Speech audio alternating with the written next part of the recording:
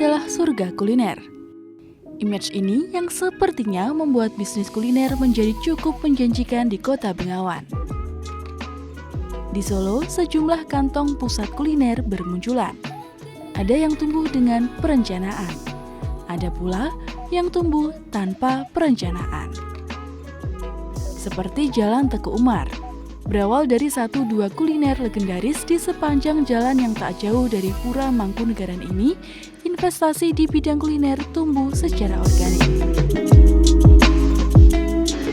Jalan ini di Jalan Teguh Umar ini tuh emang menjadi spot favorit buat nongkrong anak-anak muda di Kota Solo. Nah, dari situ kan kita bisa lihat ya, kalau di kawasan ini tuh menjadi spot yang lumayan produktif gitu dalam bidang usaha kuliner. Tapi padahal kan ini tuh jalan satu arah, terus habis itu lebar jalannya tuh juga nggak terlalu lebar gitu, sempit gitu bisa dibilang ya.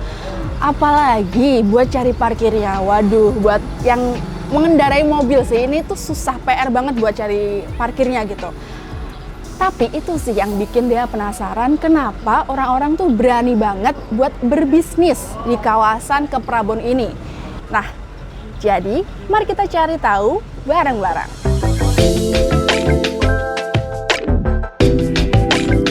Nama saya Hendra Girikotingga.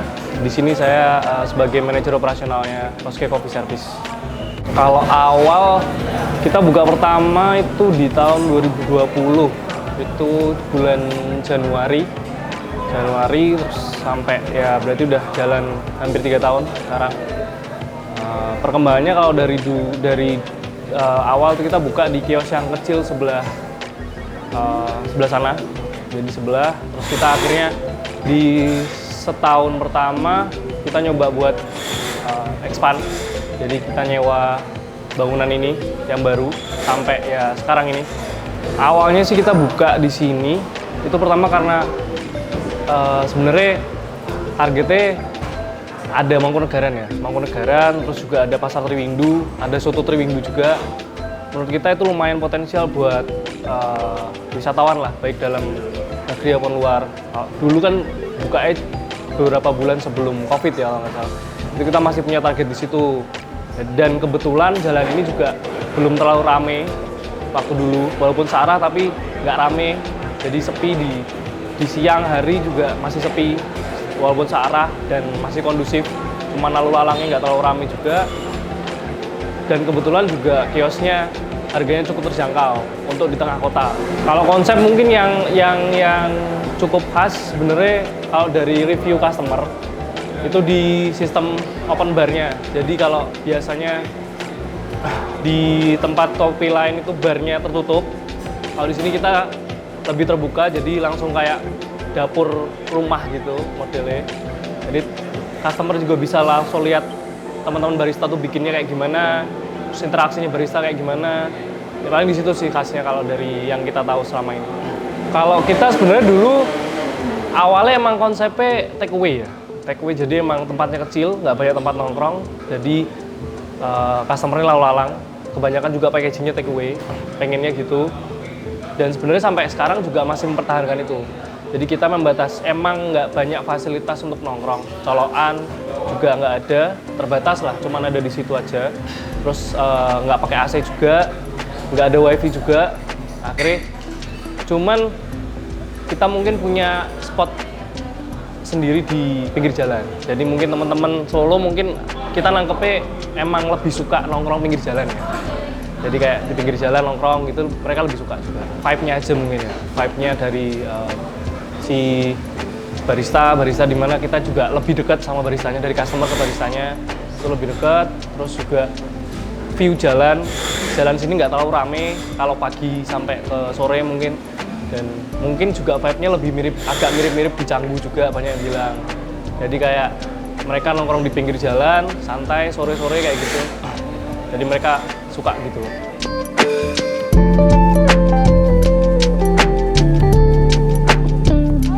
Halo. Aku dengan Mas siapa? Vido. Dari Iya. mana Mas asalnya? Solo asli aku. Solo asli. Jadi tahu banget dong dia dengan kawasan sekitar Triwindu sini. Tahu. Sering banget ke sini. Hampir setiap hari sih. Hampir setiap hari. Terus nongkrongnya di mana aja tuh Mas? Sering banget kalau ke los ke sini. Oh, khususon ya berarti ya. Emang sukanya di sini gitu. Iya. Kira-kira kenapa Mas alasannya kok suka gitu?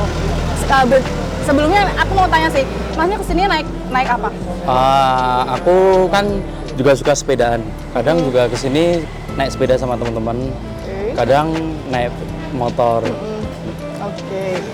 Nah dari situ nih kan ini tuh udah jalan satu arah, terus kadang parkirnya kalau udah rame banget susah gitu Mas. Kenapa Mas alasannya kok suka banget nongkrong di sini?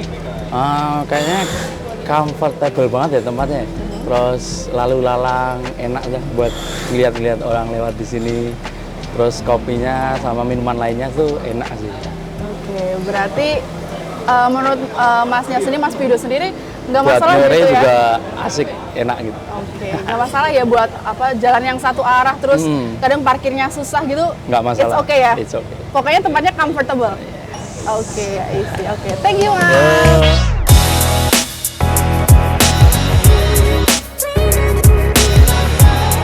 Sobat Expos, nggak jauh dari Los Ke Cafe tadi, kita nyebrang dikit sekitar 50 meteran, kita menuju ke Soto Triwindu. Soto Triwindu ini buat warga Solo sih udah legend banget ya, menjadi salah satu kuliner legend dan menu favoritnya orang Solo. Dan FYI aja nih Sobat Expos, Soto Triwindu ini juga menjadi menu favoritnya oleh Bapak Presiden kita, Joko Widodo. Bertahan udah sangat lama ya, dari zaman ke zaman. Berdiri sekitar tahun 1939. Dan dinamikanya untuk bisnisnya udah nggak perlu diragukan lagi sih, karena rasanya juga sangat-sangat enak sih ya. Buat warga Solo pasti udah kenal banget.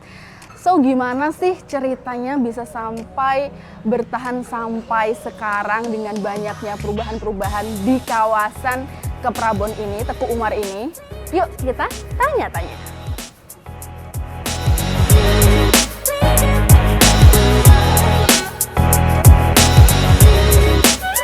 Kalau pindah sini alhamdulillah tambah rame. Apalagi jalan tol Surabaya Solo, terus tambah langganan sekarang Jakarta Solo udah ada jalan tol, alhamdulillah ya tambah rame. Kalau yang dele-dele itu malah banyak yang dicari, malah sekarang namanya saya kurang tahu ya Mas ya, pokoknya malah yang masuk gang itu malah yang dicari anak muda-muda sekarang kekinian itu malah yang dele-dele itu, alhamdulillah tambah rame. Ya, berhubung sekarang itu Pak Jokowi itu RI 1 ya Mas ya, jadi juga menunjang sekali.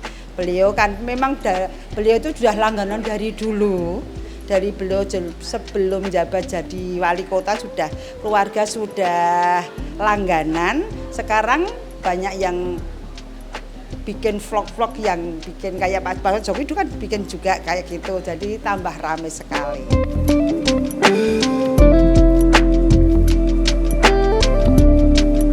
Nama saya Ade, Mbak. Oke, asal mana Mas? Kalau boleh tahu. Saya lahir di Jakarta tapi asli Solo. Tiap tahun mudik?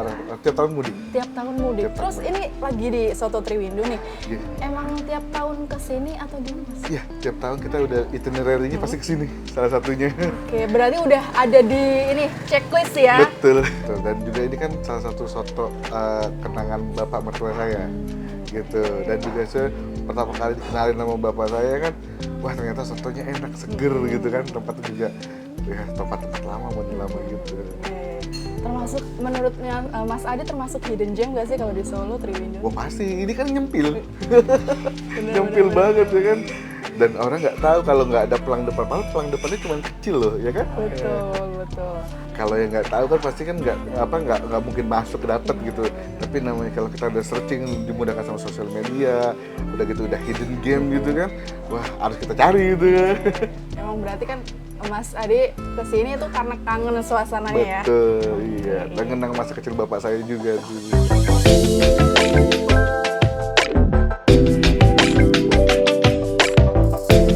Mungkin bisa dikonsep juga Dalam artian nggak cuman bikin jalan ini disewain bebas buat semua kuliner gitu. Jadi kalau bisa diplot-plotin juga. Jadi nggak cuman makanan semua atau minuman semua di sini, tapi berbagai kebutuhan kuliner juga di sini bisa dibangun sini gitu. Yang penting ekosistemnya itu dibangun serius. Terus anak-anak muda-muda sekarang ya buka kopi itu kan tambah jalan kan tambah rame juga. Nggak masalah Mas kalau saya.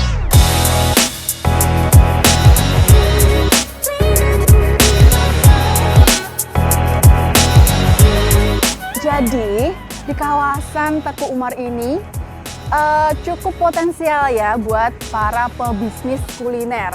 Kayak kalau dilihat-lihat sih ya, kalau menurut dia bisa dibilang juga menjadi kawasan atau jalan kuliner. Waduh, sebutan yang tepat nggak sih buat kawasan Teku Umar ini? So, ini juga menjadi akhir dari pertemuan kita di episode kali ini. Dea dan segenap kru yang bertugas mohon undur diri. Sampai jumpa di Epicentrum episode selanjutnya. Bye-bye!